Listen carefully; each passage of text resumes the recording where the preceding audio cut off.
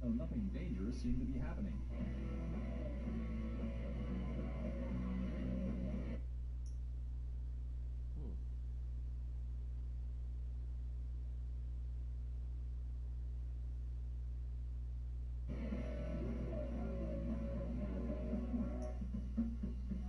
Despite what appears to be a bad rap, the band hopes to someday be able to play a proper show in its own hometown. Sometimes you gotta fight with your fist, sometimes you gotta fight with your mind. Whatever it is, you always gotta know who you are and fight for it, because if you're not worth fighting for,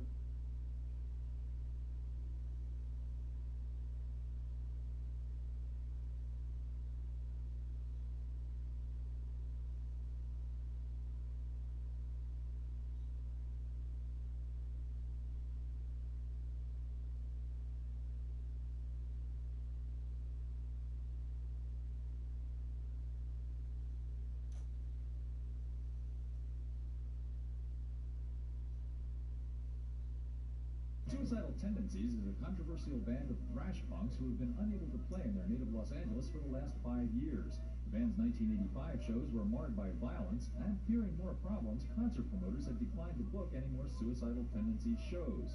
But the band's R.J. Herrera says that was 5 years ago, and he says the whole gang violence issue has been exaggerated. Media tends to blow things real out of proportion, and things start rolling, and then it keeps rolling, and then it's hard to kind of get things back in their own court. Last week, after a record autographing session at Music Plus, an LA record store, the band played what was supposed to be an 8-song mini-set in the store's parking lot.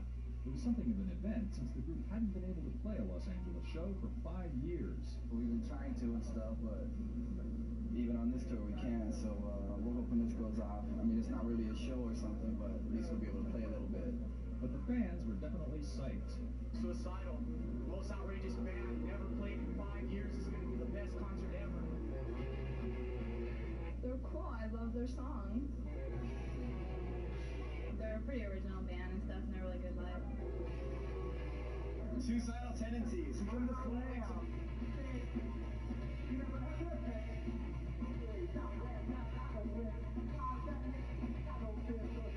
The police shut down the show after 6 songs, even though nothing dangerous seemed to be happening.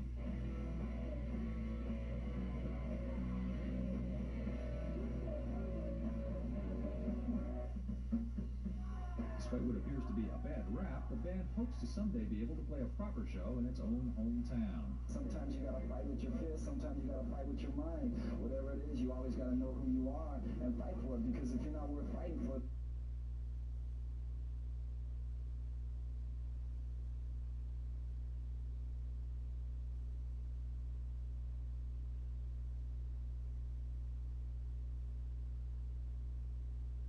This is the Blurring Out with Eric Blair show, and today I'm pleased to have legendary singer of Suicidal Tendencies, Mike Muir, on the show.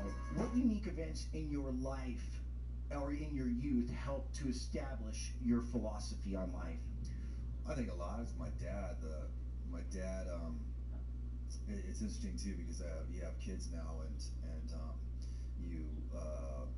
when you're first gonna have your kids, your friends all sit there, and one they assume was gonna be a boy, which all 3 are, but before you know, and you think about your dad and that type of thing, but everyone goes, oh, and as they get older, oh, they're gonna be skaters, they're gonna do music.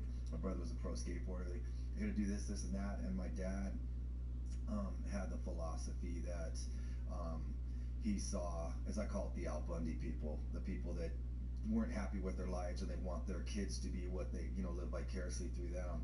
And my dad always said, you know what, I want them to do something that they love and they feel is important and have a passion for it. That's not for me to decide, that's for them to decide and stuff.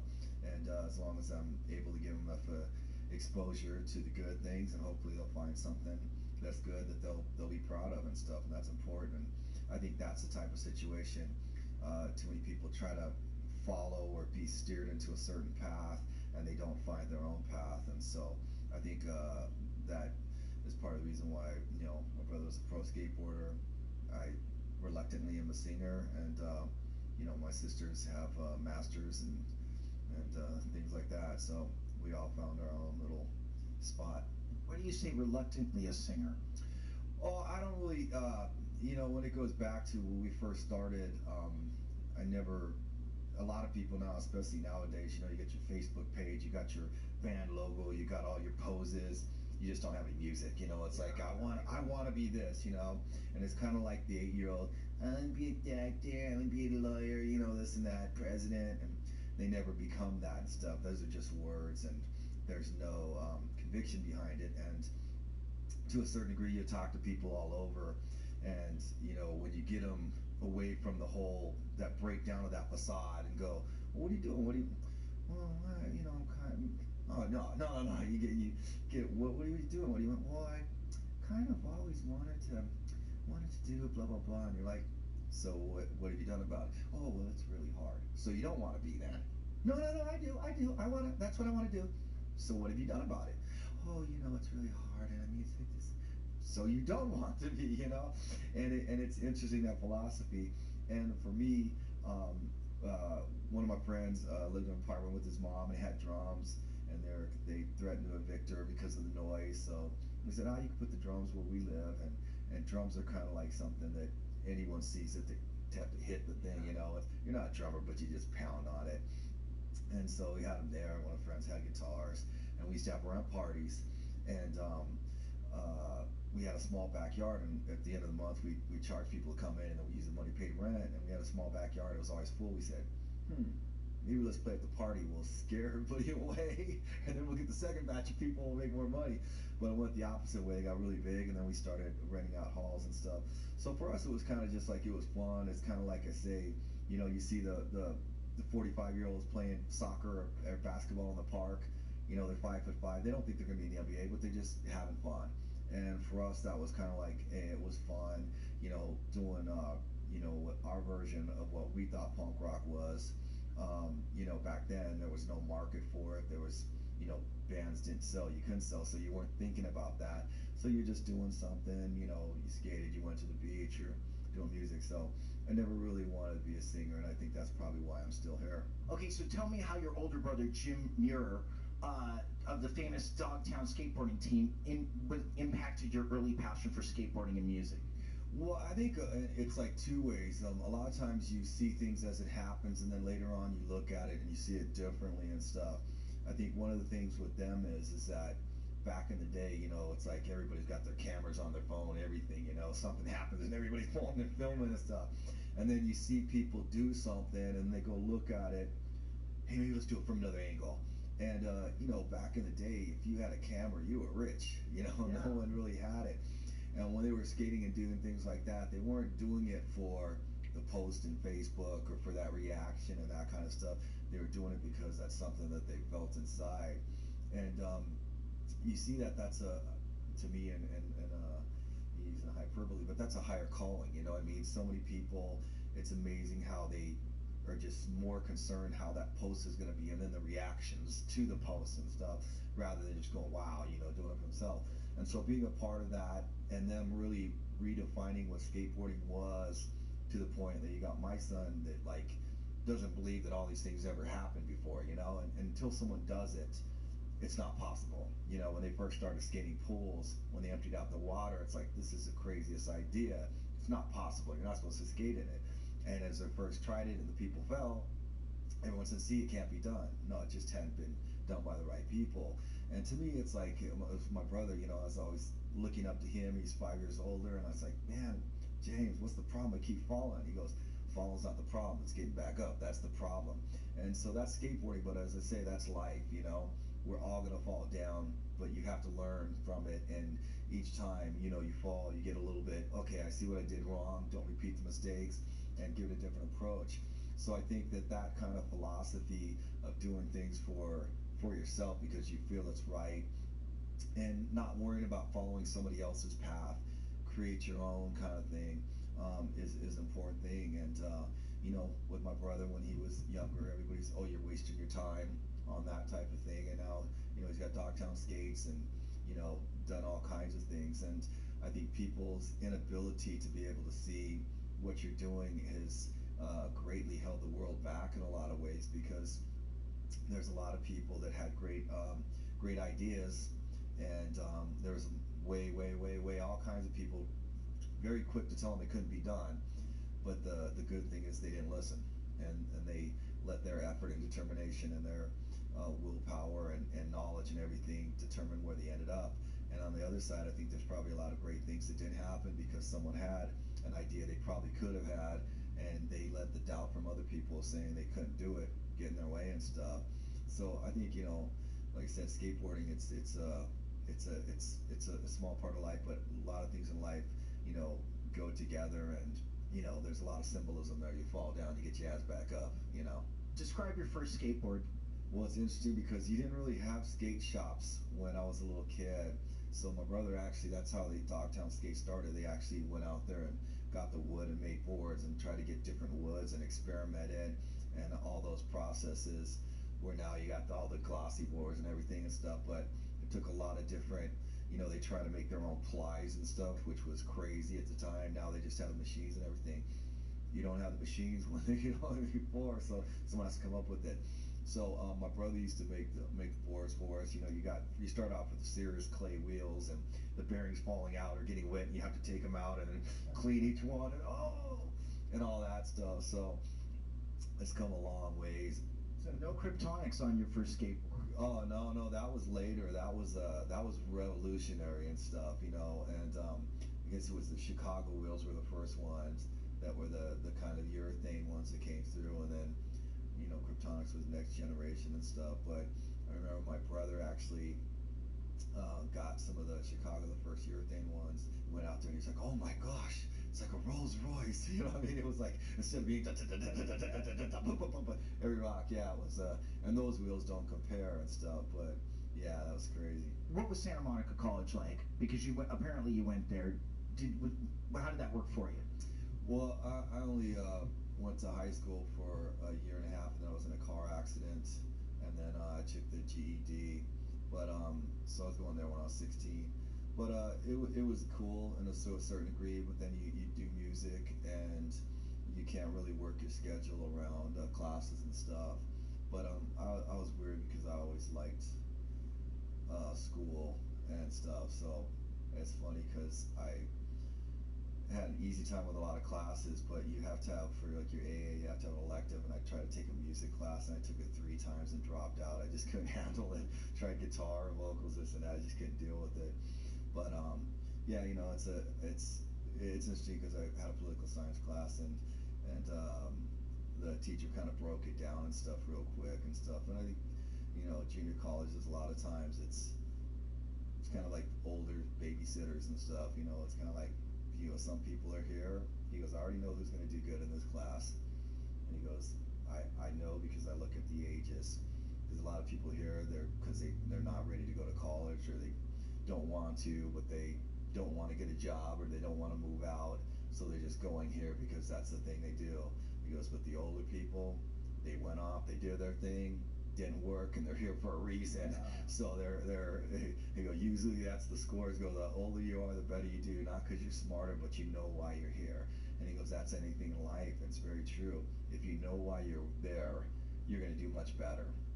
If you're just there, and wherever you are, just to follow or look, not so much going to happen. But if you're there for a purpose, you know, the results show, the actions show. Well, essentially, my one sister, she went to back to college when she was middle 20s or whatever, and a lot of the people that she, you know, went and got out of high school and worked at a bank and got to the level where it was, and she saw a lot of people that were older that they're still at the same point, and it was pretty much that's all you can do. And she was thinking about going back to school, and someone said, oh man, if we would have done this when we were, you know, this, we would have this and that. And she realized after hearing 3 or 4 people say that, you know, it's like you're always going to wish you could go back, you know, but with the point where you're here at now, saying you wish you could go back 5 years. 5 years from now, you're going to say you wish you could go to this point. Time just keeps moving, whether you are or not and stuff.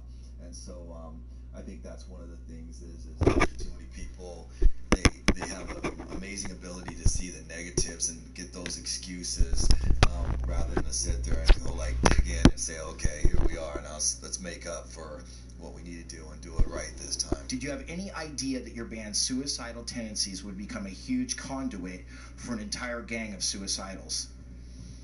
It depends on your definition, and I think that my dad always said is you can't communicate with people when you have different definitions, and so I think a lot of people have certain words and prejudices that don't apply to my definition, so you can't really have that conversation. But you know, it's always an excitement when people you know, really get excited about what you're doing. And you know, you can look at a football game in Oklahoma in the Midwest, and there's a lot of people that get really excited, but they're not called a gang. But I think with Suicidal, there's a lot of people that I think that a lot of positive things have come through, and with our music, and it's given them a lot of power to go off and have better lives, and have I call it the Santa Claus, big old boxes of letters from people that, you know, graduated, you know, to all these different accomplishments in their life that they said that they wouldn't have happened if it wasn't for, you know, influence from the band and stuff. So I look at that and I say that's a good thing, and that's a good thing to be a part of. But during the early Suicidal years, there was a lot of violence at the concerts, and a lot of people were claiming to be part of a suicidal gang. Did you see that as a positive thing or a negative thing at the time? The thing is that so many times that you can't talk about a lot of things because people talk about all the people that were killed, this and that, which never happened. And if it was, you'd be able to see about it. People talk about us being, you know, banned and problems, but if you look at the punk rock shows, people who go to punk rock shows break bathrooms and stuff. We didn't do those. We didn't get to play. There was the perceived threat, and that's why we were banned. There was never any incident that ever happened. It was because of the way that we looked in that type of situation. So we couldn't get the permits to play the larger places and stuff. And a lot of times when the promoters tried, then they got the little friendly call from the police or whoever saying advising them not to do the show, that they'll be responsible if there's any problems. So a lot of people out of fear didn't do the shows and stuff. But there was never any incidences that it was, whereas you go to a lot of punk rock shows and there's a lot of things that happen. So when people say you can't be banned for no reason, there's a lot of things that, yeah, you can for no reason and stuff. It was the perceived that we were different, and people were scared of that. So, you know, there was never any problems at our shows. The riot at the Whiskey with Black Flag back in the day. There was a week where there was 3 riots at Black Flag shows, but they were all police riots, you know. And there's a difference when something happens and when, you know, you're driving up 4 blocks away and you see a bunch of police cars and they're all getting the riot gear on. That's a police riot because there's no reason for them to be there. But when we the first show that we did, we played it when we couldn't do it. The promoter Gary Tovar from Golden Voice was real smart. He goes, man, you know, we try to do a show, there's gonna be problems. He goes, if I got that, we're gonna play at the University of California, Irvine. He goes, Mike, the beautiful thing, state property, state police, no local jurisdiction. So when we did that show, did it on a Sunday night at the basketball court there. When you pulled in, literally the police were out there because they could not come on the campus. And so there was no problems at the show because there was no police.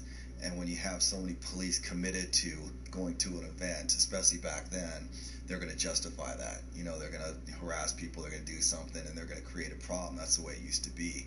And if that hurts anyone's feelings, so be it. But that's the truth, you know. So the fact that the police couldn't get there, there was absolutely no problems. What do you consider your greatest achievement right now, Mike? When it's all said and done, I hope to be a great dad, you know, and I think that's the most important thing. I think that that's a responsibility that, you know, for your family is very important and stuff, and, you know, to be a good person, you know, and to be there for your family, and I think that's an important thing. If my kids say half as good things as I say about my dad, I think I did all right. Yeah, you love your dad, because I've watched some interviews with you, and you quote your father a lot. Yeah, my dad's coming down here tonight, so I'll try to make sure he doesn't get in trouble. No stage diving and that, but that's cool. Yeah, no. Some bodyguards. Yeah, I got the kids, yeah, and all that. So, but yeah, no, I think very fortunate, you know, very happy. Was there a time when you lived by the precepts of sex, drugs, and rock and roll? And if so, did it own you or did you own it? I've never done any drugs, so no. I think it's interesting a lot of times you Yo, know, you hello? see someone and you don't know them, like, oh, dude, you're so lucky. And as I said, going back to my dad, and definitely, yeah, why am I lucky? And they'll do, oh, you did blah, blah, blah, this and that. And I'm going, well, basic, you're saying you think if you were me, you would be an asshole and be able to get away with it. And I try not to be an asshole. A lot of people think I am because I tell the truth when it's easier sometimes. Oh, dude, cool, thanks a lot and stuff, you know.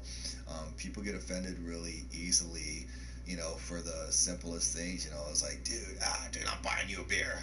I don't drink, but thank you. And so, no, I'm buying you beer. I drink a beer with blah, blah, blah, blah, blah, and I'm drinking a beer with you. And I go, I don't drink. It's like, but I appreciate that. Oh, you're too good to drink a beer with me. I drink a beer with blah, blah, blah, blah. I'm not saying I'm too good to drink, but I'm not drinking a beer with you. There's nobody I'm drinking a beer with and stuff, you know. And who do you think you are? I think I'm the guy that's not drinking a beer with you. That's what I think I am. But people get really offended with certain things and stuff, and a lot of times I think they see things that they don't want to see, you know, and they don't want to, so they somehow things. But you know, I laugh at sometimes and this and that. But you know, like I said, I look at my parents. They've been married 50 years. Wow. You know, very few of my friends I know they are and stuff, and you know, I think that's, to me, you know, what's success. I think success is being, you know, 95 years old, kicking it on the porch with your, you know, with your wife and stuff, and thinking she's still the prettiest person in the world, and, you know, your kids, you know, coming by and they still love you, you know. So I think that's important. So I you know, that thing never was a point to me and stuff. And there's, you know, going on music specifically, 99% of the stuff that I hear I don't like, so I'm not concerned about what I don't like. I just do what I like, and I understand that a lot of people don't like it, and I really don't care because I'm not doing it to be liked. And as my dad said, you know, when I was, you know, younger, he goes, the way most people get in trouble is trying to be liked, and they end up hating themselves because they're doing all the wrong things for other people that later on they'll realize was a waste of time because those people don't matter. How did the deal with Frontier Records come about? I don't know. A friend knew them and stuff. And back in the day, you know, doing a record was, you know, it didn't really matter. You know, you didn't, like I said, punk rock didn't sell. Bands bragged about selling a couple thousand records. So it was just, you know, something to do for fun, I guess. And you did have a modicum of fame from the institutionalized video on MTV. That's going to bring anybody fame, because that was huge back then, and that video inspired me to start a band too. So did you embrace that fame? I don't really think it was fame so much, because people didn't really know who you were and stuff, and I think at that time too, MTV was so small. But you know, there's a certain I guess excitement. I mean, I remember the first time that got into my car and turn on the radio, and you hear your song, and you go to click out the cassette, but it's, you know, the cassette, and there's no cassette in there, and you're trying to wonder how it's being played without the cassette, and it's the radio station and stuff. And but there was always people that, you know, like Rodney on the Rock, there's always people that believed in it. Because of that, you got to actually perform on an episode of Miami Vice in 1986. Was that fun for you? Zipper. I think it was earlier than that, but that was cool because it was kind of one of the ones, the phone rang, and I just told people I thought this, like, oh, somebody trying to be funny, you know? Yeah, and Miami Vice Zipper. was like a huge show, and so it's like, yeah, okay, so check your gear and weapons. We go soon. It's like, oh, we'll send the tickets out. We got to fly out tomorrow. Sure, sounds great. Yeah. And so went to the practice point that, is over. Wow, the real fight begins now. So it was good, but it's the same thing. It was always somebody there that is,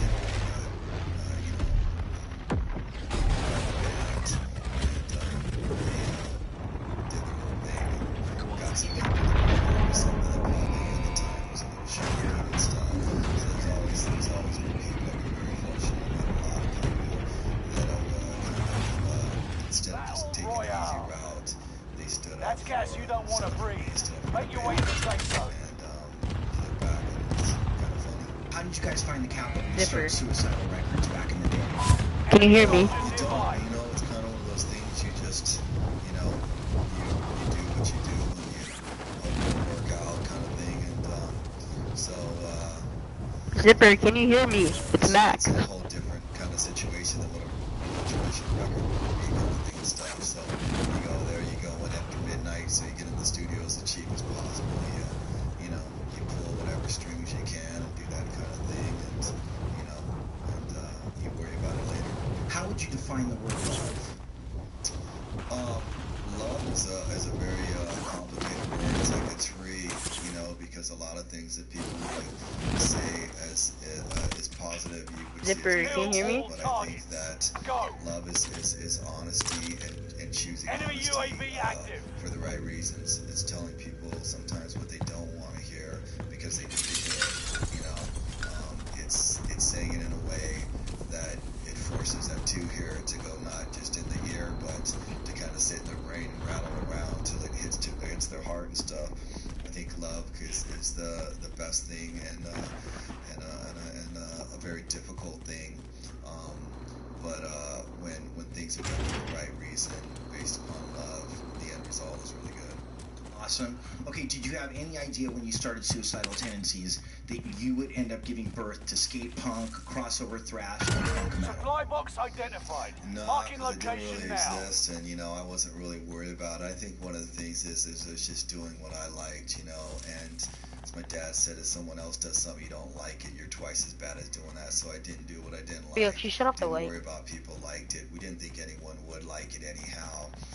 You just we shut worried Felix, turn it about off. the rules, and you know, so when the first record came out, Zipper. you know, all the punk fans said Can it you was hear me? terrible. And then 4 years later, then it became a punk rock classic, and our second one was terrible.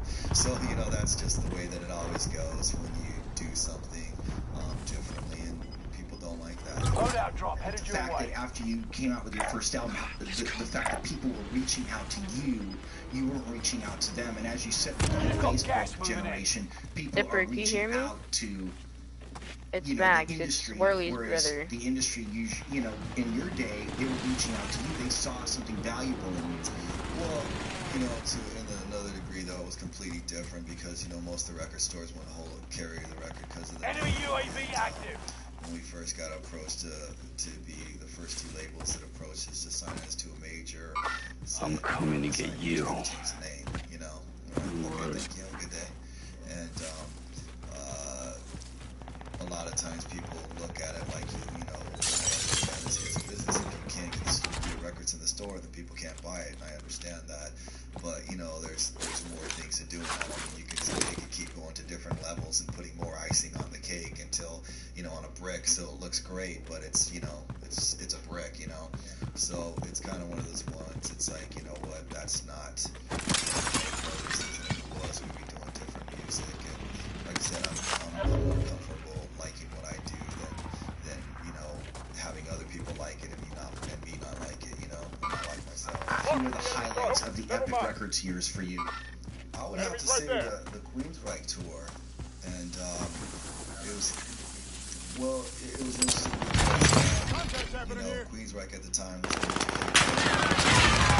the radio, and we were supposed to do 3 shows. Your teammate has entered the and gulag. started in Surviving Texas, and earns them one redeployment. of the journalists in like Dallas Tribune or whatever, one of the big local paper, did a big article about how wrong it was that we were on the bill with Queensryche and this and that, and so they were kind of concerned, and management's never seen anything like that. That the person would write an article and about previewing the concert and just dogging us out and stuff, and just like they're going, do you know this person? I'm like, no. I mean, a lot of people, I don't know, they can hate me, but so they were real concerned, and it went really good. And then they actually asked us to do the second leg. But, you know, at the time our record had been out 9 months. We didn't have a video. We did 70-something shows, and we sold 150,000 more records. So who were we selling them to? We were selling them to people that were, you know, mainstream America, that, you know, 16, 18 years old. It's like, hey, Devin, Queensryche's playing, you want to go? And so it was a cool thing because they just said, who's this band? Must be some new band. Let's check it out, you know. And so many people, even to this day, you know, those young faces. Teammate redeploying to the AO. Queensryche, South Carolina, you know. Zipper. So it ended up being a great, you know, not confidence. Zipper but, flipper. You know, it's one of the reasons why people didn't like her music because they didn't hear it, you know. And so that was a lot of fun. It was a good Not your best day, huh? on that sense, it was kind of vindicating, so to speak, and stuff. I think you know, playing Irvine Meadows, which is a Horizon, you know, that was. Do you remember the first time you met Robert Trujillo? I always thought Robert was a really I think that a lot of times nice people are not always great musicians, but he started playing the bass, slapping the bass and stuff, and I was like, oh, cool. And he goes, yeah, but you know, that's just my thing. I know that's cool. And so it was the first time that as the band progressed, you know, we got Mike Clark in there. Zipper. Gulag. Survive this, and you get to redeploy. It was the first time Robert Oi, played the bass. you're It was up like, next. whoa, Ready we're up. You know, you see other people. You win this fight and you return to the front line, but if you lose, you're done. Fight your way out of this or capture the objective. You know, it was definitely a great thing. So he was a massive influence, obviously, on the band. It take 13 years for you to finally release a new suicide Get to the new album safe zone. called 13 Gas is closing in. Well, came to the point that it's 13 years, 2013, 13 new singles. It's the 13th record. 13's always been my lucky number. So, a few years back, when people were asking, you know, jumping off, asking what record's going to be on this album, it was 13 years, it definitely ain't going to happen. So, but, you know, I got you, buddy. the last record in 2000, you know, we toured for a while, you come back, went in the studio, we recorded 10 songs, and then we said, that's a pattern. So we said, you know, let's, go and write some more songs. And then we were touring a half. So that kind of is that we got a Pro Tools studio like so many people, and that enabled us to be able to go in at any time. And you can go in at any time, you find it like, oh, that's cool, you love doing music, so you're doing music because you love it, and you're not sitting there and you go, okay, we got 2 months time off, so we have to write the record, and then we got to go in the studio, and that's going to be out for this release date. And then as the record business, was destroying and stuff, it made it easier to not do a record too, which is good for us too, and more the way we started.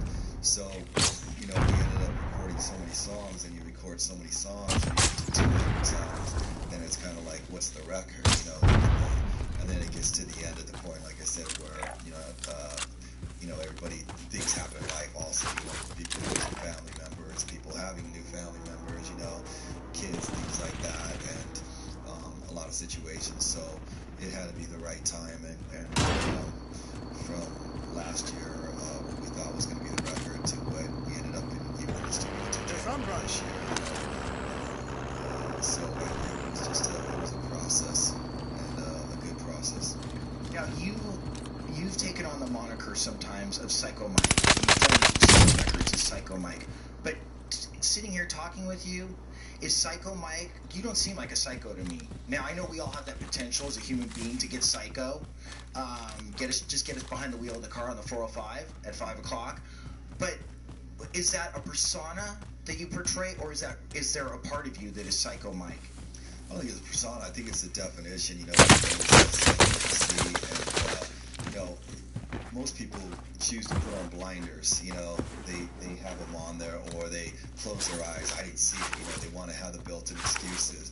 They always said, what psycho is when you're crazy enough to actually see what's out there, even if it's not what you want it to be. But that's what you need to see, so you know what you're dealing with. Compare the situation and handle things and stuff. I think people don't believe in themselves. I think that's the people that truly do. You'd consider them crazy, because the majority of people don't believe in themselves. Majority of people are waiting to follow and stuff. We're not telling people. Yo, Zipper. Here. Try to get people to follow them. We want them to be able to follow their path that they need to go and stuff, not for other people, but for themselves and stuff. So I think, yeah, it's crazy to believe in yourself. You know what I mean? I think it's crazy to stand up for yourself. It's a lot easier to be a coward or Marking like aid say, station location. those people, I didn't know, you know, this and that. And so for us, it's like, hey, you know what? When you know what you're doing, you know there's a good reason for it. You've done it. You know, you're prepared Marking for aid it, station and location. you do it, and people can call you crazy. And it's, to me, that's the craziest thing in the world, you know. So I think, like Psycho, like I said, that's a very positive thing, you know. It's like suicidal. Marking That's a aid very station positive, location. you know, kind of thing for us. It means like I always say, like with the Olympics, you know, in the Winter Olympics, if you put me on skis and have me go off, I've never skied in my life, and go down one of those alpine, you know, jump things or whatever, that'd be crazy. I've never done it. But for me to say people can't do that, people that have trained all their lives and done that, I think a lot of times people, it's easier to say, oh, you can't do that, you can't. No, the person that's saying that can't do that. That doesn't mean you can't do that. So it's what is crazy. I think you need to reevaluate that. What is suicidal? For me to try to jump from one building to another for no other reason than just to see if I can, well, that's stupid. You know what I mean? But when you're doing something for a reason or purpose, whether other people understand that, then there's a whole different reason to that and level and stuff. So for us, it's like, you know what? Sometimes you gotta get a little crazy. You know what I mean? Because most people, they're gonna go whimper off and back away. You know, you gotta stand up for yourself. Are you a spiritual person? Same thing, definitions. Everyone has different definitions, but you know, I believe, well, it's like, you know, the Latin word religioso, it means way of life, and I think goes back to what my dad said. He goes, I don't care where you go on Sunday, but if it helps you live a better life Monday through Saturday, good. You know what I mean? If it helps you feel better about all the bad things you do, then bad, you know? And so I look at things and stuff. I believe there's a lot of purposes, a lot of things that we won't understand at the moment that sometimes we do later. I think there's a lot of things we don't understand because we choose not to understand, but there's things I think that are undeniable, and I think good is good, and that's something, that a definition that we shouldn't try to alter. Do you believe in a higher power? I believe when people do things for the right reason, it is a higher power, and I think that that's something that is not taught or learned. I think that's something that's for somehow is planted within us, and then we choose whether to water it or not.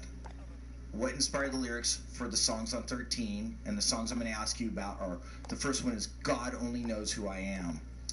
Well, I think that's one of the ones where sometimes people spend too much of their life trying to explain things to other people, and sometimes they fall in that trap, realizing that people won't understand who it is. I think there's an importance to sit there and not try to use your intelligence to justify, or this is, my dad says, when we get older, we use our intelligence to try to manipulate things to make it fit right so it sounds good. And as long as it sounds good, then it's okay.